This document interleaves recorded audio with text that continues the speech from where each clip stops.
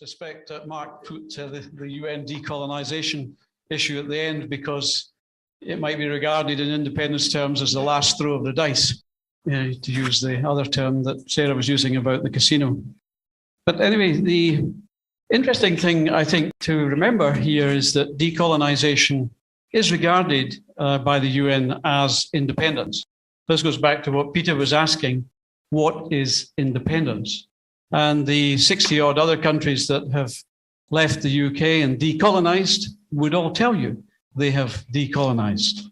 And that was what independence is and was, and how even the UN in some regards regard Ireland as having decolonised too.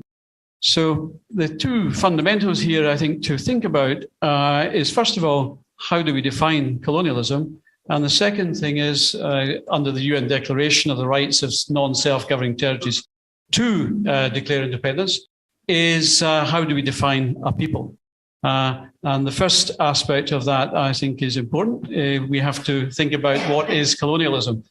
And it's not a name or word, rather, we've heard much about. In the UK, we have a union, or we think we have a union. But colonialism is actually quite straightforward. It's mainly about economic plunder. It's mainly about economic exploitation. And it's mainly about political control. And these two aspects, I think, loom very large in Scotland's case. And we then can see why our nation is not as developed as it could be. It's not... doesn't have a high GDP as it could have. It doesn't trade as well as it could have, although it has a lot of interesting aspects. Most of the value is extracted out by powerful entities from outside Scotland. So Scotland is well and truly plundered. Yeah. So it fits these two dimensions pretty well. The other aspect, which may or may not occur with colonialism, is settler occupation.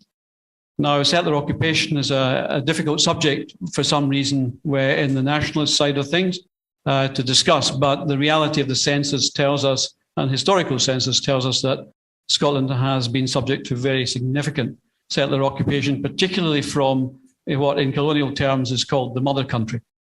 Now, that is on record, that has happened. It also relates to other research in colonialism, which is called internal colonialism, also referred to by some as domestic colonialism.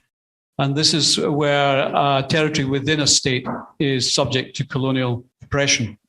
And in here we have then the territory itself is subject to what is known as a cultural division of labour. So the elite positions, the top posts are all advertised in the metropolitan capital, and the people taking these posts tend to be of the culture and the values of the powerful dominant entity in the union, or whatever you want to call it. So we have that situation, and that is the reality we have. That creates then a cultural hegemony, which is mostly Anglophone, mostly unionist. And in colonialism, what we have to remember here is what is sovereign is the values of the colonizer. That is what is sovereign, and that is what we see. And the native population are informed in no uncertain terms that the likelihood of liberation, independence, if you like, is another word for liberation, is the likelihood of liberation is remote, is always remote. The barriers for this are always raised. The hurdles are always brought in and raised. The other aspect we have to remember in post-colonial theory is the fact that, and this goes to many, many different examples, is that a dominant national party reaches a cooperative arrangement with the imperial or colonial power. The other aspect to colonialism, of course, is colonialism is always a cooperative venture between not just the dominant power and culture, but the native elites. And the native elites take on the culture, language, mores, values, all the rest of it, of the dominant power. And they become, in some respects, the even worse oppressor. So there's different levels of oppression here. Colonialism, of course, we can also relate to culture and language. And the language of the dominant power is the language emphasized at all times. And the language of the native is discarded and destroyed. So that's what all the languages of the natives, as we see in Scotland. So the languages of Scots isn't taught to the Scots bairns in the schools, and that is part of the nature.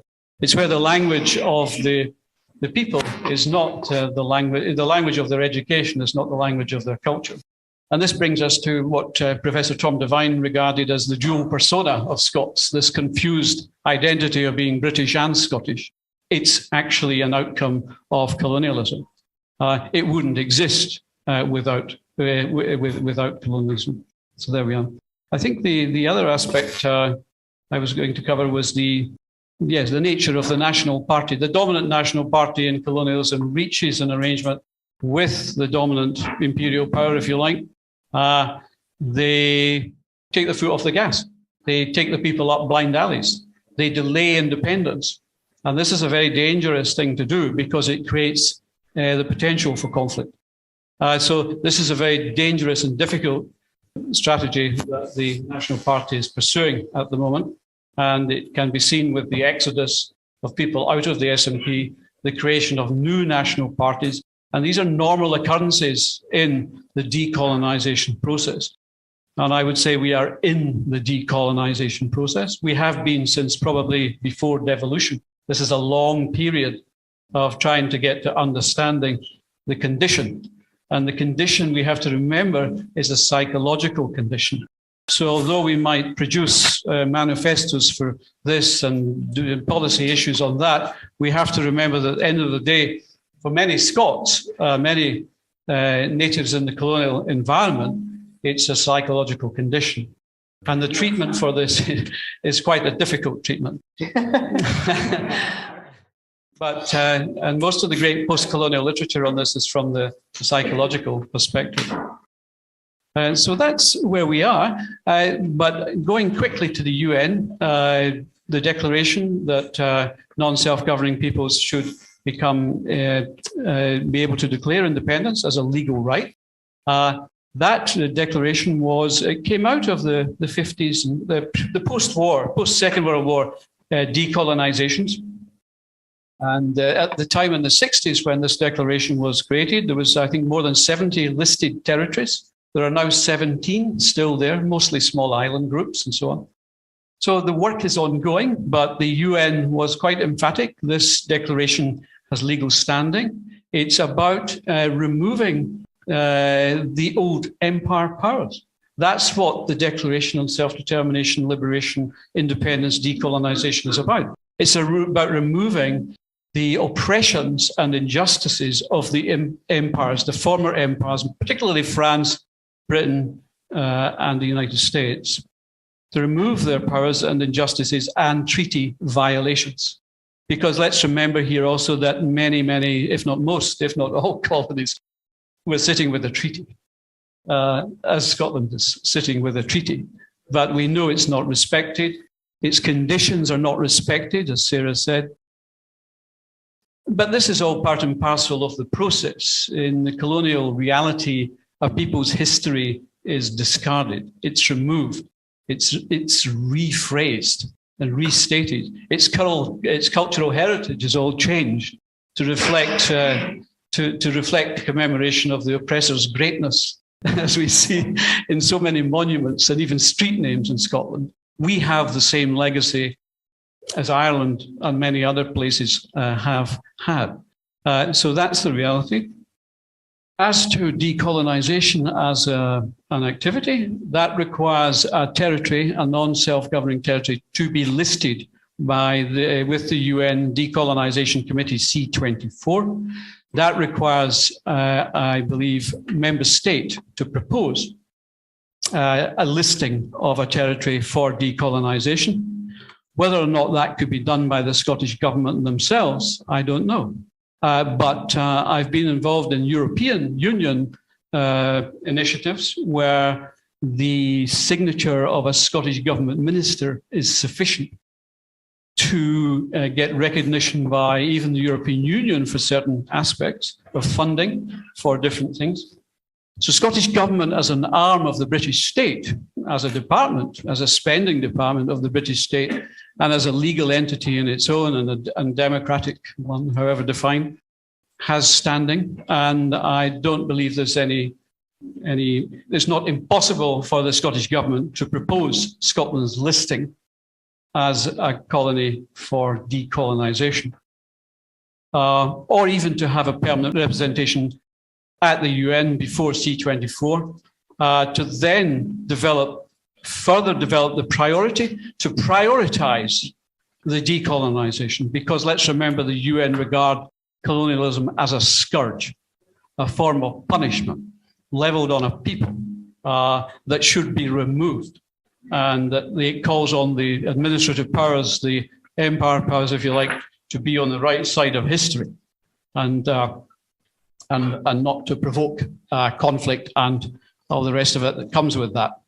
Where a people is, and I should just mention a definition of a people. Yes, a people has to be properly defined.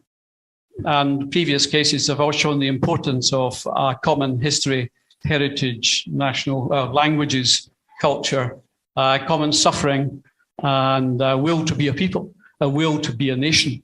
And in this regard, we should also remember that Scotland has had one of the highest outmigrations of its population of any Western European country of a similar size, possibly the most. And a lot of that was reflecting UK regulations and barbarity. So we shouldn't. The other thing to mention here is that in a legal sense, Supreme Courts in other countries have recognized territories for independence where they have suffered injustices and still suffer injustices and still suffer oppression. And oppression comes in many forms, whether it's sociolinguistic, the cultural, the language, the economic plunder, the political exploitation, and so on. It comes in many ways, and it ends up where you see millions of people living in or close to poverty in your own country who can't get access to the resources. The resources are all plundered. And the benefits of colonialism are basically equivalent to the exploitation of the people. And we go back to what Sarah was saying about the common good aspect of the claim of right, which is a fundamental part of what we're about. The UN decolonisation process is a route. We're already following a decolonisation process. Independence is decolonisation. That takes a little bit of getting our heads around. The Union is a bit of a charade. Treaties are always violated by imperial powers. We shouldn't expect anything else. So what we are doing here is perfectly sensible. It's not a situation that can be maintained or sustained. Colonialism is geographic violence, it is force, it is oppression, and it should be ended.